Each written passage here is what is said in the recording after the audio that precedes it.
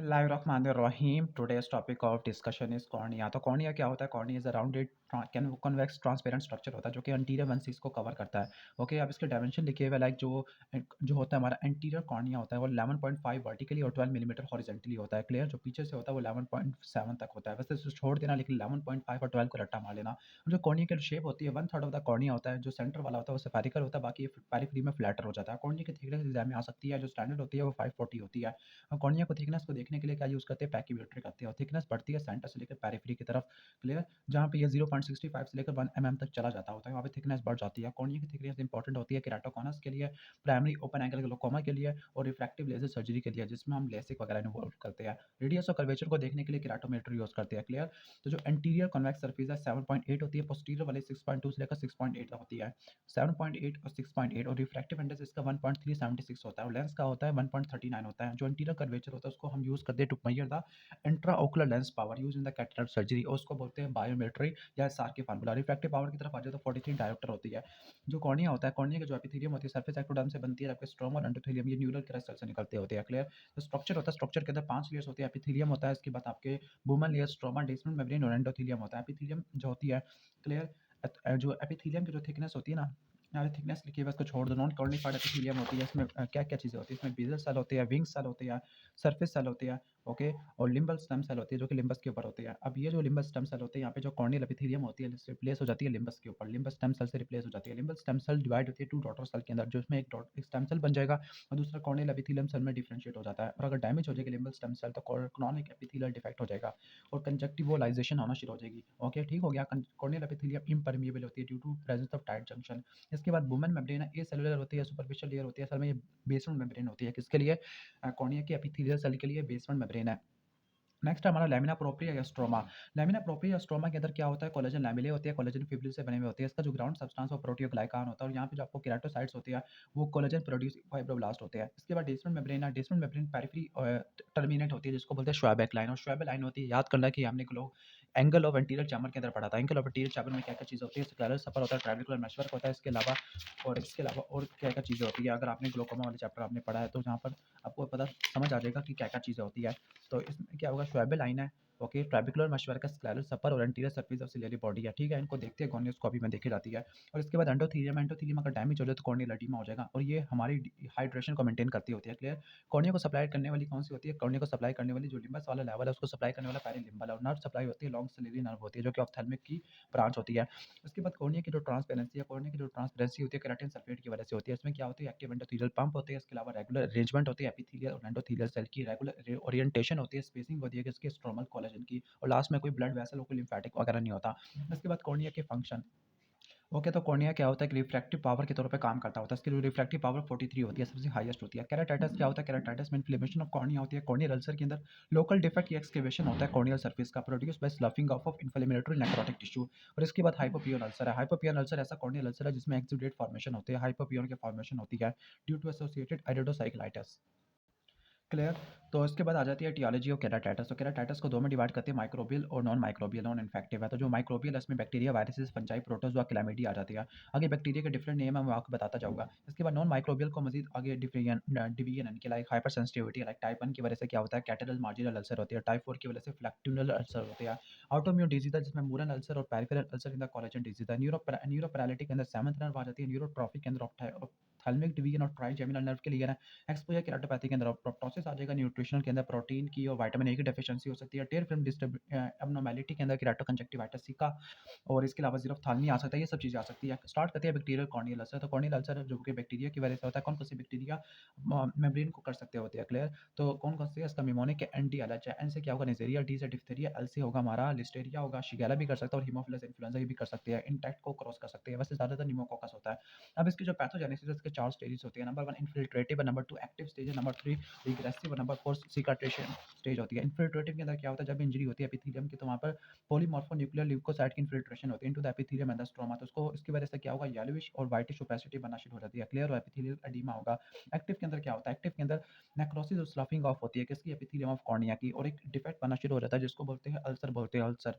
Okay, ठीक हो गया। और यहाँ पे जो केमिकल मीडिएटर होती है अल्सरेटेड एरिया से रिलीज होते हैं जो कि क्लिनिकल सिम्टम प्रोड्यूस करते हैं। यहाँ पे ग्रेइश व्हाइट स्वॉलन कॉर्निया होगा और उसमें जो अल्सर की बेस होगी उसकी नेक्रोसिस होगी, रिएक्टिव हाइपरीमिया होगा, इंटीरियर यूवाइटस और ब्लेफरोस्पाज्म वगैरह ये सब चीज़ें आपको देखने को मिलेगी। हाइपोपियन हो जाएगा। Hypopyon is the collection of pus in the interior chamber. ये क्यों आती है? Due to outpouring of inflammatory cell. और इन्फ्लेमेटरी सेल कहाँ से आए? यूविया से आया। ठीक हो गया। क्लियर। ये आपको एग्रेसिव अल्सर में देखने को मिलता है। इसके बाद नेक्स्ट रिग्रेसिव। रिग्रेसिव के अंदर क्या होता है कि ये नेचुरल होस्ट मैकेनिज्म या ट्रीटमेंट की वजह से होता है जो कि हमारे होस्ट रिस्पॉन्स को बढ़ा देता है। इसमें क्या होता है कि लाइन ऑफ डिमार्केशन बनना शुरू हो जाती है, consisting of leukocyte around the ulcerated area, तो उसको बोलते हैं लाइन ऑफ डिमार्केशन है। ओके, ठीक हो गया। लास्ट है सिकाट्राइजेशन। सिकाट्राइजेशन में क्या होता है? प्रोग्रेसिव एपिथेलाइजेशन होती है, किसकी? अल्सर की, और स्कारिंग होती है due to new stromal lamellae formed by the keratocyte है। क्लियर। तो ये सिकाट्राइजेशन स्टेज होती है। बाकी इसके क्लिनिकल फीचर, इसमें पेन होता है, काफ़ी ज़्यादा सडन पेन होता है ड्यू टू स्पाज्म और stimulation of corneal larva, blood vision होती है due to edema of cornea, lacrimation हो सकता है, फोटोफोबिया, रेडनेस है, हेलोस देखने को मिलती है। अब इसके इंपॉर्टेंट साइन की तरफ चलती है। डिस्चार्ज इसमें पुरुलेंट होती है। लिम्बस के अंदर आपको सिलेरी कंजेशन देखने को मिलेगा। कॉर्निया के अंदर आपको अल्सरेटेड एरिया जिसमें ग्रेइश व्हाइट या येलोविश व्हाइट इन कलर होता है, ग्रेइश व्हाइट या येलोविश व्हाइट इन कलर होता है। ओके, जो कॉर्निया सराउंडिंग द अल्सर वो हिजीनेस हो जाता है ड्यू टू एडीमा और infiltration by the inflammatory cell, आपको हिजीनेस देखने को मिलती है। और लास्ट में अगर हम आती है तो कॉर्निया स्टेन करेंगे। कॉर्निया की स्टेन क्या होती है? जो कॉर्निया स्टेन होगी वो किसको करती है? एक्टिव अल्सरेटेड एरिया को करती है। 2% फ्लोरेसेंट डाई हम इस्तेमाल करते होते हैं। इसके अलावा इंटीरियर चैम्बर में आपको हाइपोपियन देखने को मिलेगा जो कि स्टीराल पास होती है because it is free of micro organism. Iris ciliary body में आपको आयरिडोसाइक्लाइटिस हो सकती है ड्यू टू टॉक्सिन्स और inflammatory cytokine produce by ulcerated area. जो आयरिडोसाइक्लाइटिस है वो आगे क्या कर देगा? हाइपोपियन करवा देगा। क्लियर। और उसके अलावा स्पाज्म ऑफ सिलेरी बॉडी भी करवा देगा जिससे क्या, जैसे आपको पेन देखने को मिलेगा। इंट्राओकुलर प्रेशर बढ़ जाएगा due to development of secondary glaucoma. इसके जो क्लिनिकल डायग्नोस्टिक पॉइंट है, पेन होता है, नंबर 2 कॉर्नियल सिन पॉजिटिव है, number 3 haziness of cornea, number 4 ciliary congestion और नंबर 5 हाइपोपियन देखने को मिलेगा। अब management of corneal ulcer. Management of corneal ulcer के अंदर क्या होता है? नंबर 1 आपने क्या लेना होता है कि प्री डिस्पोजिंग फैक्टर को मेजर किया, हिस्ट्री लिया, इन्वेस्टिगेशन की। इन्वेस्टिगेशन की तरफ आ जाते हैं। सीबीसी है, ईएसआर है, ब्लड शुगर है और यूरिन डी बाई आर है। माइक्रोबायोलॉजिकल के अंदर क्या करेंगे? स्क्रैप करेंगे बेस को और उसके मार्जिन ऑफ अल्सर को। बेस को करने के लिए कौन सी होती है? फ्लोरेसीन होती है। मार्जिन के लिए हमारी रोज बेंगाल स्ट्रेन होती है। क्लियर। टॉपिकल एनेस्थीसिया से लेते हैं भाई कीमोरा फिस्टुला। कीमोरा फिस्टुला या गॉक हाइपोडर्मिक नीडल होता है। स्क्रैपिंग से क्या करोगे आप? ग्राम और जिप्सा स्टेनिंग करोगे for identification of infective organism. या 10% केओएच करोगे for identification of fungal hyphae या कल्चर सेंसिटिविटी करोगे। इसके बाद ट्रीटमेंट की तरफ आ जाते हैं। इसके जो ट्रीटमेंट है उसको 4 में डिवाइड करते हैं। कंट्रोल ऑफ इन्फेक्शन, इन्फेक्शन को कंट्रोल करना है, पेन को रिलीव करना है, डेस्मेटोसील को ट्रीट करना कि परफोरेशन ना हो या परफोरेटेड हो गया तो आपने उसको ठीक करना है। कंट्रोल ऑफ इन्फेक्शन, अगर इन्फेक्शन के अंदर आपने रट्टा मारने के एंटीबायोटिक यूज़ करनी है, उसका निमोनिक का डोज।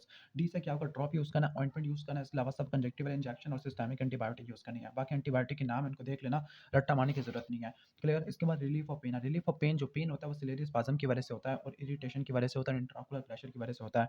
ओके, तो आपने क्या करना है? पहले साइक्लोपेलिजिक यूज़ करनी है टू रिलीव द स्पाज्म। तो जो हमारी एट्रोपिन होती है, 1% एट्रोपिन होती है, नंबर 1 पेन को रिलीव करती है। पेन को रिलीव कैसे करेगी? By relieving the spasm ciliary body. Number 2 peripheral जो पोस्टीरियर साइनिक की फॉर्मेशन इसकी वो प्रिवेंट कर देती है by dilation of pupil. Number 3 exudate formation को कम कर देती है by decreasing the capillary permeability.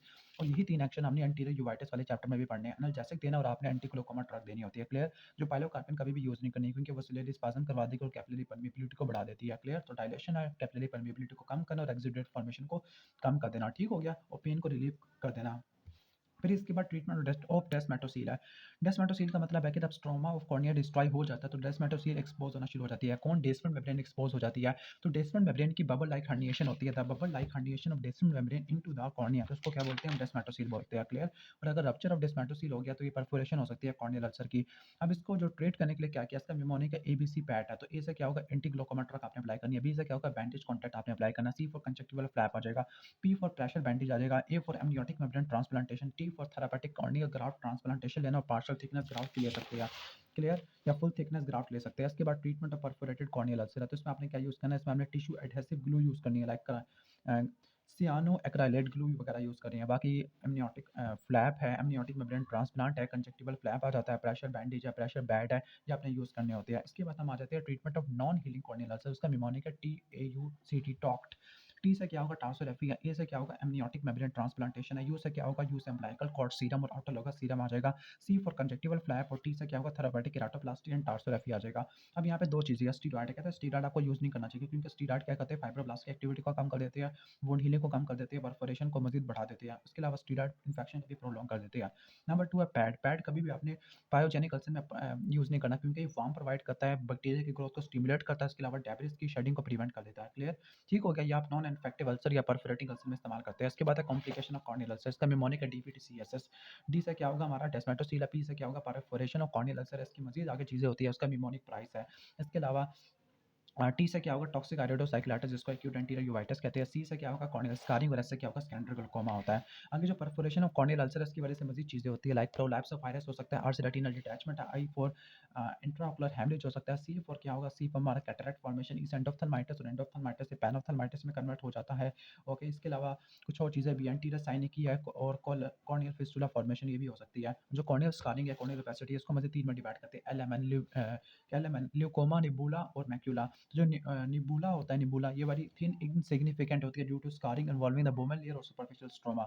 जबकि मैकुला क्या होता है हमारा सेमी डेंस होता है, सेमी डेंस कॉर्नियल ओपेसिटी होती है due to scarring involving the interior half of stroma. जबकि ल्यूकोमा के अंदर क्या डेंस वाइट कॉर्नियल ओपेसिटी होती है, ओके, जिसमें आइरिस पीछे की तरफ अटैच होता है। इसके अलावा और क्या क्या हो सकता है, अडहेरेंट ग्लूकोमा हो सकता है, अडहेरेंट ग्लूकोमा हो सकता है, एक्टैक्टिक कॉर्निया हो सकता है। इसके अलावा सूडो कॉर्निया हो सकता है। सूडो कॉर्निया का मतलब है कि जो परफोरेशन है एक्सुडेट से कवर हो जाती है, फिर उसकी ऑर्गेनाइजेशन होती है और thin layer of connective tissue बनना शुरू हो जाता है, जिसके ऊपर कंजक्टिवल ग्रोथ होती है। इस ऑर्गेनाइज स्ट्रक्चर को सूडोकॉर्निया कहते हैं। लास्ट में स्टेफेलोकॉर्निया, एंटीरियर स्टेफेलोमा, जिसमें एक्टैटिक कॉर्निया होता है लाइन बाय यूवियल टिश्यू। ठीक हो गया, कॉर्निया की हर्निएशन होना शुरू हो जाती है। इसके बाद है फंगल केराटाइटिस या केराटोमाइकोसिस, जिसको भी अंदर कैंडिडा और फिलामेंटस केराटाइटिस पढ़ना है। क्लियर? तो जो फंजाई होती है, माइक्रो ऑर्गेनिज्म होते हैं, उसकी बात को छोड़ो। अब दो टाइप का होता है, फिलामेंटस और यीस्ट है। फिलामेंटस वाले रिलेटिवली ज़्यादा कॉमन होती है, इसमें एस्परजिलस आ जाता है, फ्यूजेरियम आ जाएगा, और उसके अलावा कैरवुलेरिया आ जाएगा। ओके, यूनिसेलुलर मल्टीसेलुलर ऑर्गेनिज्म होते हैं, हाइफी को प्रोड्यूस करते हैं ट्रॉपिकल एनवायरनमेंट के अंदर, जबकि यीस्ट वाला टेम्परेट एनवायरनमेंट के अंदर होता है। ये ट्रॉपिकल के अंदर, ये टेम्परेट के अंदर। यीस्ट वाला यूनिसेलुलर ऑर्गेनिज्म है, बडिंग से प्रोड्यूस करते होती है। क्लियर? अब इसके जो रिस्क फैक्टर है, सबसे इंपॉर्टेंट वेजिटेटिव इंजरी है। इसके अलावा स्टीरॉइड का यूज़ करने की वजह से या डायबिटीज़ या इम्यूनोसप्रेशन की वजह से भी हो सकता है। क्लियर? बाकी इसके जो सिम्पटम है ऑलमोस्ट सेम है, उसको तो हम वो नहीं पढ़ेंगे, अलबत्ता साइन पढ़ लेते हैं। पहला फिलामेंटरी केराटाइटिस, फिलामेंटरी के अंदर फिलामेंटस या फिदरी एजेस होते हैं, ग्रेइश व्हाइट अल्सर देखने को मिलता है। क्लियर? इसमें एक और बात रट्टा मारनी है कि इसमें मल्टीफोकल या सैटेलाइट लीजन देखने को मिलती है, और आपको हाइपोपियन भी देखने को मिल सकता है, which is surrounded by the satellite lesion है। सेपरेटेड नोड्यूल वगैरह देखने को मिल सकते हैं, इम्यून रिंग भी देखने को मिल सकते हैं सराउंडिंग द लीजन, और लास्ट में सिलियरी कंजेशन हो सकती है। ओके, कैंडिडा के अंदर क्या होता है, कैंडिडा के अंदर भी कैंडिडा के अंदर येलोविश व्हाइट इन्फिल्ट्रेशन, उसमें ग्रेइश व्हाइट होती है, इसमें येलोविश व्हाइट इन्फिल्ट्रेशन होती है ड्यू टू डेंस सुपोरेशन। ओके, ठीक हो गया। अब इसकी जो इन्वेस्टिगेशन है, इन्वेस्टिगेशन के अंदर आपने पहले स्क्रैपिंग लेनी है। ओके, कॉर्निया की जो स्क्रैपिंग होती है, इससे आप स्टेनिंग करोगे और कल्चर करोगे। कल्चर किस पे करोगे, ब्लड एगर के ऊपर, सबराट डेक्स्ट्रोड एगर एगर के ऊपर। स्टेनिंग कैसे करोगे, जिम्सा स्टेनिंग होती है, पोटेशियम क्यूएच होती है, और मेथानामिन सल्फर स्टेन होती है फॉर आइडेंटिफिकेशन ऑफ ऑर्गेनिज्म। इसके बाद ट्रीटमेंट की तरफ आ जाते हैं। ट्रीटमेंट में तीन में डिवाइड करेंगे, टॉपिकल है, सब कंजक्टिवल और सिस्टेमिक आ जाएगा। क्लियर? इसके अलावा हमारे आ जाएंगे मैकेनिकल ट्रीटमेंट और थेरापेटिक केराटोप्लास्टी। इसका निमोनिक है SST-MT। एस से क्या होगा सब कंजक्टिवल सिस्टेमिक आ जाएगा, टी से टॉपिकल एंटी फंगल आ जाएगा, एम से मैकेनिकल डिब्राइडमेंट है, और थेरापेटिक केराटोप्लास्टी आ जाती है। याद करना कि मैकेनिकल डिब्राइडमेंट उसमें भी करते थे जब हमारा म्यूकोरमाइकोसिस होता था। ओके, एस्परजिलोसिस होता था। अब जो टॉपिकल एंटी फंगल होती है, इसमें फंजीस्टैटिक यूज़ करते हैं, उसमें नियोमाइसिन आ जाएगा, सॉरी नाटामाइसिन आ जाएगा, fluconazole, amphotericin B, voriconazole, broad spectrum antibiotic, tetracycline use करते हैं फॉर एंटीकोलाजिनेस एक्शन है, और साइक्लोप्लीजिया अप्लाई करते होते हैं। क्लियर?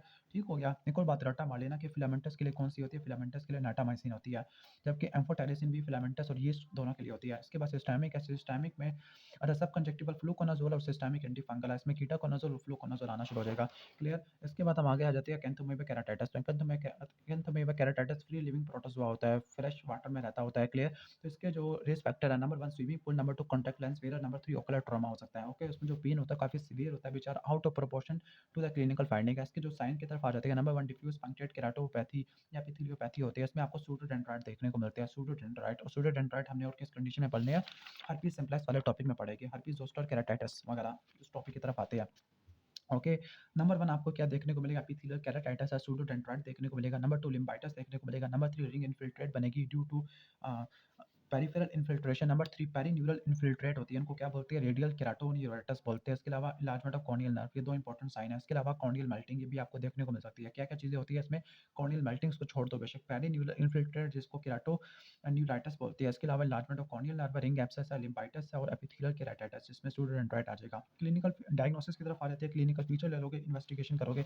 इन्वेस्टिगेशन में कॉर्नियल स्क्रैपिंग करोगे, इसमें जो स्टेनिंग होती है, उसमें स्टेनिंग हम किससे करते थे, जिम्सा पोटेशियम हाइड्रोक्साइड से, और मेथामीन सिल्वर स्टेन से, लेकिन इसमें किससे करेंगे हम, पीरियोडिक एसिड स्किप स्टेन से करेंगे।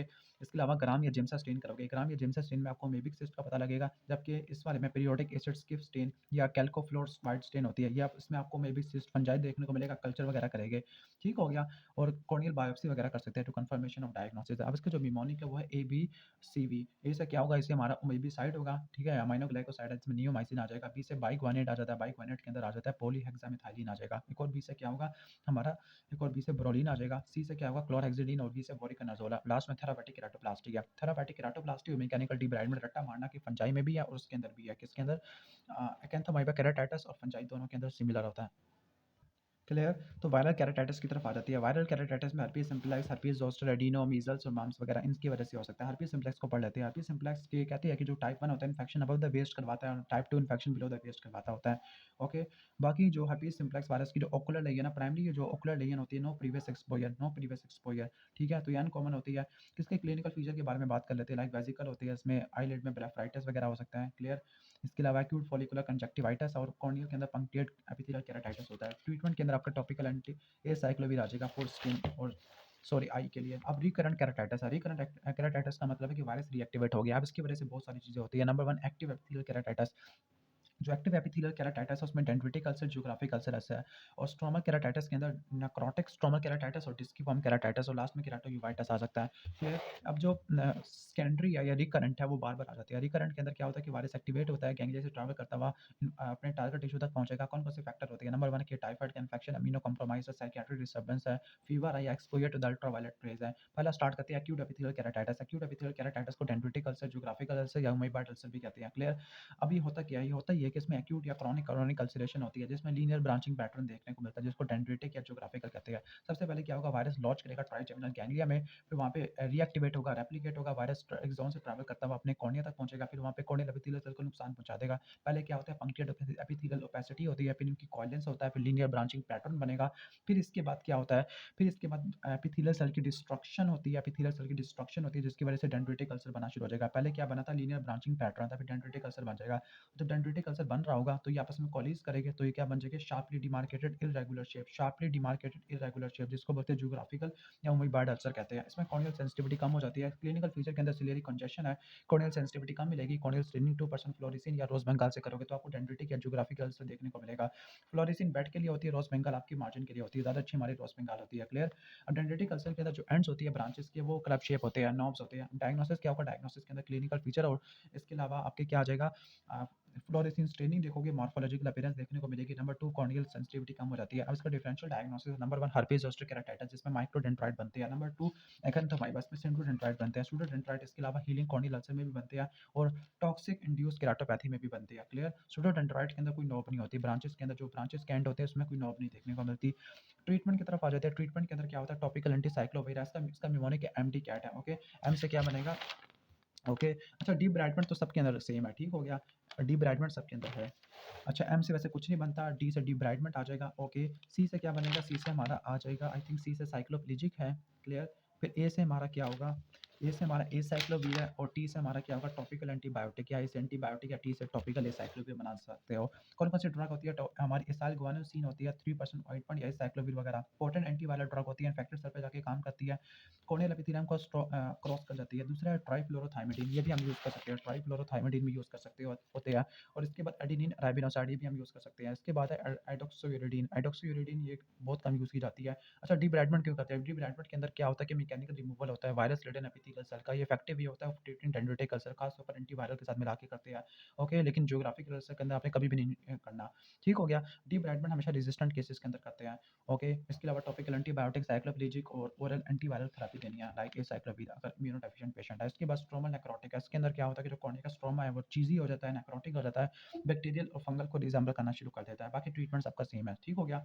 ओके। और ये जो स्ट्रोमल नेक्रोटिक होता है ये किससे एसोसिएटेड होता है, इंटीरियर यूवाइटिस के साथ, यानी आपको केराटिक प्रेसिपिटेट भी देखने को मिल सकते हैं। होते हैं। इसके बाद डिस्किफॉर्म केराटाइटिस है, डिस्किफॉर्म केराटाइटिस के अंदर disc shape localized greyish area देखने को मिलेगा with the keratic precipitate. Clear? ठीक है? बाकी इसमें कोई खास चीज़ नहीं है।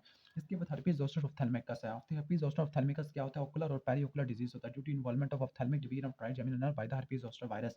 तो हर्पीज जोस्टर ऑप्थेल्मिकस क्या होता है? वायरल इन्फेक्शन होता है, इसमें जो इन्फ्लेमेशन होता है पार्टिकुलर डर्मेटोम को इन्वॉल्व करता होता है। अब ये जो होता है ह्यूमन हर्पीज वायरस होता है। ओके, अब ह्यूमन हर्पीज वायरस या हर्पीज जोस्टर वायरस दो डिजीज करवाता है। नंबर 1 वेरिसिला और नंबर 2 यानी जो वेरिसिला होता है वो चिकन पॉक्स कराता है, जबकि जोस्टर वाला शिंगल्स और जोस्टर ऑप्थेल्मिकस करवाता होता है। अब ह्यूमन हर्पीज वायरस 3 करवाता है, पहले चिकन पॉक्स कराता है, प्राइमरी इन्फेक्शन है, फिर प्राइमरी इन्फेक्शन के बाद वायरस क्या हो जाता है? लेटेंट हो जाता है in the sensory ganglia of dorsal root और ट्राइजेमिनल। ठीक हो गया? फिर जैसी इम्यूनिटी कम होती है एक्टिवेट होना शुरू हो जाता है। इसके बाद मैकेनिज्म है, इसके मैकेनिज्म को छोड़ दो, क्लिनिकल फीचर की तरफ आ जाओ। पहले प्रोड्रोमल होते हैं, प्रोड्रोमल में प्री हार्पेटिक न्यूरोलॉजी देखने को मिलता है। क्लियर? सीवियर और constant pain in the distribution of ophthalmic nerve. और इसके बाद रैशेस आना शुरू हो जाते हैं। पहले मैक्युलोपैपुलर रैशेस होते हैं। क्लियर? ये पेनफुल इरिथेमेटस एरियाज में बनना शुरू हो जाती है, फिर आपके वेसिकल्स बनना शुरू हो जाएगी 24 घंटे के अंदर इन्हीं मैक्युलोपैपुलर रैशेस के अंदर। और जो रैश वेसिकल होते हैं वो पोस्ट्यूर फेज में जाना शुरू कर देते हैं, यानी आपको रैशेस यानी पैप्यूल, वेसिकल और पोस्ट्यूर तीनों देखने को मिल रही है। That is why this is called pleomorphic है। फिर आपको एडीमा और टेंडनस देखने को मिलता है। इनिशियली जो रैश होते हैं, रैश के साथ आपको पेरी ऑर्बिटल एडीमा देखने को मिलता है, टेंडनस देखने को मिलती है। एडीमा इतना ज़्यादा सीवियर होता है कि बंदा अपनी आईलिड्स को क्लोज कर लेता है और ये ऑपोजिट साइड पे पहुंच जाता है। इसके बाद पोस्ट हार्पेटिक न्यूरalgia कि आपको जो पेन है वो देखने को मिलता है। ठीक हो गया? पोस्ट हार्पेटिक न्यूरalgia तो कभी भी ठीक नहीं होता। ओके, ये हमारे क्या थे? ये हमारी स्किन रीजन थी। रैशेस हो गया, एडीमा, टेंडनस हो गया, पोस्ट हार्पेटिक। ओकुलर की तरफ आ जाते हैं। कॉर्निया के अंदर क्या होगा? नंबर 1 एक्यूट एपिथेलियल केराटाइटिस हो सकता है 50% केसेस के अंदर, 2 दिन के अंदर डेवलप हो जाएगा। नंबर 2 माइक्रोडेंड्रिटिक अल्सर हो सकता है। माइक्रोडेंड्रिटिक अल्सर में जो इनके ये होते हैं, ये प्लाक लाइक होते हैं। नंबर 1 प्लाक लाइक होते हैं, नंबर 2 कॉर्नियल अल्सरेशन नहीं होती, नंबर 3 स्टीलेट होते हैं। क्लियर? तो माइक्रोडेंड्रिटिक अल्सर क्या क्या होती है? प्लाक लाइक होती है, अल्सरेशन नहीं होती और स्टीलेट लाइक होते हैं। फिलामेंट्री केराटाइटिस भी हो सकता है। ओके, जब पंक्टिएट लिगेंड कैसे कवर हो जाएगी, म्यूकस कवर हो जाएगी। इसके अलावा नोमुलर केराटाइटिस है। नोमुलर के अंदर आपको मल्टीपल फाइन ग्रैनुलर डेपोजिट देखने को मिलते हैं like just beneath the Bowman membrane. और लास्ट में डिस्कीफॉर्म केराटाइटिस हो सकता है। ये पहले न्यूमुलर केराटाइटिस को फॉलो करता है। इसमें भी कॉर्नियल सेंसेशन कम हो जाती है। एक्यूट फॉलिकुलर कंजक्टिवाइटिस हो सकता है, एपिसेक्लेराइटिस हो सकता है, सेकेंडरी ग्लूकोमा हो सकता है और एंटीरियर यूवाइटिस वगैरह भी हो सकता है, जिसमें केराटिक प्रेसिपिटेट हो गए। न्यूरोलॉजिकल के अंदर क्रेनियल नर्व पाल्सी देखने को मिलती है, थर्ड की देखने को मिलती है और ऑप्टिक न्यूराइटिस भी हो सकता है। ट्रीटमेंट के अंदर आ जाती है। ट्रीटमेंट के अंदर सिस्टेमिक और टॉपिकल आ जाएगा। सिस्टेमिक के अंदर निमोनिक का ईएसआई। क्लियर? तो ए से क्या होगा हमारा? एनाल्जेसिक एंटीबायोटिक कह लो। एस से क्या होगा? सिस्टेमिक स्टीरॉइड आ जाएगा। ए से वही बता दिया। आई से क्या होगा? इंट्रावेनस एसाइक्लोविर और ओरल एसाइक्लोविर वगैरह देनी है आपने। टॉपिकल की तरफ आ जाते हैं, एंटीवायरल एसाइक्लोविर देंगे, एंटीबायोटिक देंगे, स्टीरॉइड्स वगैरह देते हैं। क्लियर? और साइक्लोप्लीजिक एट्रोपिन देते हैं। Okay, for relief of pain due to corneal involvement और यूवाइटिस। और लास्ट में एंटीग्लूकोमा ड्रग यूज कर सकते हैं due to secondary glaucoma. Next है मुरन अल्सर। मुरन अल्सर क्या होता है? ऑटोइम्यून डिजीज होता है जो कि वास्कुलाइटिस करवाता है लिम्बल वेसल की, जिसकी वजह से इस्कीमिक नेक्रोसिस हो जाती है। क्रॉनिक पेनफुल होता है। Okay, chronic painful corneal ulcer होता है।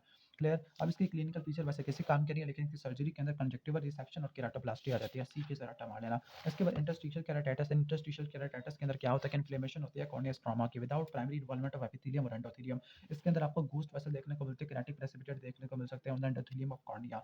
ओके, और इसकी जो टियोलॉजी है वो टिक टैक है। टी से ट्यूबरक्लोसिस हो सकता है। आई से क्या होगा? आई से इन्फेक्शन लाइक हर्पीज वायरस का इन्फेक्शन हो सकता है। सी से कॉन्जेनिटल सिफिलिस वाला, यानी जो सिफिलिस, ट्यूबरक्लोसिस, लेप्रोसी ये क्रॉनिक इन्फेक्शन की वजह से होता है, ऑटोइम्यून की वजह से होता है। इसमें गोस्ट वेजल और केराटिक प्रेसिपिटेट देखने को मिलेगा।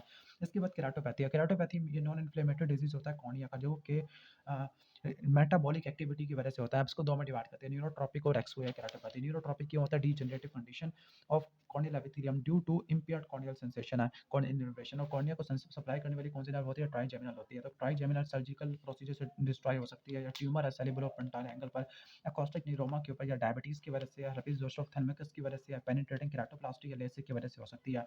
ओके, जब ट्राइजेमिनल इनर्वेशन कम हो जाती है तो उसकी वजह से क्या होगा? एनेस्थीसिया हो जाएगा कॉर्निया का, जिसकी वजह से मेटाबॉलिक एक्टिविटी डिस्टर्ब हो जाएगी, मेटाबोलाइट जमा होना शुरू हो जाएगी, एडिमा हो जाएगा, लॉस ऑफ गॉबलेट सेल जिसकी वजह से एपिथेलियल केराटोपैथी देखने को मिलती है। क्लियर? इसके बाद हम आगे आ जाते हैं। एंड इसमें आपने ठीक कैसे करना है? इसमें आपने एंटीकोलाजिनस एजेंट यूज़ करना, लाइक एसिटाइलसिस्टीन हो गया, टेट्रासाइक्लिन हो गया। नेक्स्ट आ जाती है एक्सपोजर केराटोपैथी। एक्सपोजर केराटोपैथी क्या होती है? Due to incomplete lid closure यानी लैक ऑफ थालमोस की वजह से होती है, जिसकी वजह से कॉर्निया ड्राई हो जाएगा। ड्राइनेस ऑफ कॉर्निया होता है और कॉर्निया की एपिथेलियम डैमेज होना शुरू हो जाती है। Clear? Despite normal tear production. तो सबसे बड़ा बेल पाल्सी की वजह से, इसके अलावा प्रोप्टोसिस, थायराइड डिजीज, एक्ट्रोपी एंड ब्लेफरोप्लास्टिक की वजह से हो सकती है। क्लियर? बाकी इसका जो ट्रीटमेंट है इसके अंदर आपने लुब्रिकेशन करना है, टैपिंग करनी होती है, आपने आईलिड की क्लोजर करना जिससे आप टार्सोरेफी से करोगे। इसके अलावा माइक्रोबियल इन्फेक्शन को ठीक करना होता है। लास्ट है हमारा केराटोकॉनस, सबसे इंपॉर्टेंट चीज़ है केराटोकॉनस। तो केराटोकॉनस क्या होता है? Keratoconus is the active dystrophy of cornea, active dystrophy of cornea characterized by the central stromal thinning leading to the forward bulging of central और पैरासेंट्रल कॉर्निया। यानी इसमें जो सेंट्रल और पैरासेंट्रल कॉर्निया की क्या होती है? बल्जिंग होना शुरू हो जाती है due to central stromal thickening, और ये एक्टिव डिस्ट्रॉफी होती है कॉर्निया की। क्लियर? अब इसकी जो एसोसिएशन है उसका निमोनिक 5 से congenital ocular disease like aniridia retinitis pigmentosa, number 2 chromosomal disorder like Down syndrome, number 3 cutaneous disorder like atopic dermatitis, number 4 cutaneous nerve disorder या cutaneous tissue disorder, sorry cutaneous कह रहा हूँ, connective tissue disorder like Marfan syndrome, osteogenesis imperfecta और Ehlers-Danlos syndrome। अब इसकी pathogenesis के अंदर क्या नंबर 1 क्या होता है कि डिफेक्टिव सिंथेसिस होती है म्यूकोपॉलीसेकेराइड की और कोलाजन डिजीज की। उसकी वजह से फ्रैगमेंटेशन होती है किसकी? बेसमेंट मेम्ब्रेन की, एपिथेलियम की, बेसमेंट मेम्ब्रेन की और स्ट्रोमल कोलेजन फाइबर की। और उसकी वजह से क्या होगा? थिनिंग और फॉरवर्ड बल्जिंग ऑफ कॉर्निया होगा और फाइनली प्रोग्रेसिव मायोपिया और एस्टिग्मेटिज्म होगा। क्लियर? नंबर 1 फ्रैगमेंटेशन होती है और किसकी वजह से क्या होगा? उसकी वजह से थिनिंग और फॉरवर्ड बल्जिंग होगी सेंट्रल कॉर्निया की, जिसकी वजह से प्रोग्रेसिव मायोपिया और एस्टिग्मेटिज्म हो जाएगा। अब इसके साइन की तरफ आना शुरू हो जाती है। नंबर 1 विजुअल एक्यूटी काफी कम हो जाती है due to myopia and astigmatism. Number 2 direct distant direct ophthalmoscopy में आपको ऑयल ड्रॉपलेट रिफ्लेक्स देखने को मिलेगा। ओके, इसके बाद Munson sign is the bulging of the lower eyelid when patient looks downward. इसके बाद नंबर 3 है केराटोस्कोपी या प्लेसिडोडिस, में आपको क्या देखने को मिलेगा? इरेगुलर रिंग देखने को मिलती है। क्लियर? इसके बाद हम आ जाती है रेटिनोस्कोपी। रेटिनोस्कोपी में क्या होता है? ओके, रेटिनोस्कोपी में आपको इरेगुलर सीजर रिफ्लेक्स देखने को मिलेगा। स्लिट लाइन एग्जामिनेशन में थिनिंग और फॉरवर्ड बल्जिंग देखने को मिलती है। वॉचर लाइन देखने को मिलती है जो कि vertically very fine deep stromal stress line होती है। कॉर्नियल प्रोमिनेंट हो जाती है। फ्लैशर रिंग क्या होती है? आयरन की डेपोजिशन होती है in the epithelium around the base of corn, और लास्ट में कॉर्नियल स्कैरिंग हो सकती है। अब इन्वेस्टिगेशन की तरफ आ जाती है। इन्वेस्टिगेशन में कॉर्नियल टोपोग्राफी और केराटोमेट्री है। केराटोमेट्री में मायोपिया और इरेगुलर एस्टिग्मेटिज्म, और कॉर्नियल टोपोग्राफी के अंदर क्या होता है कि इसमें हम रिफ्रैक्टिव एरर को देखते हैं द ग्राफिकल पैटर्न।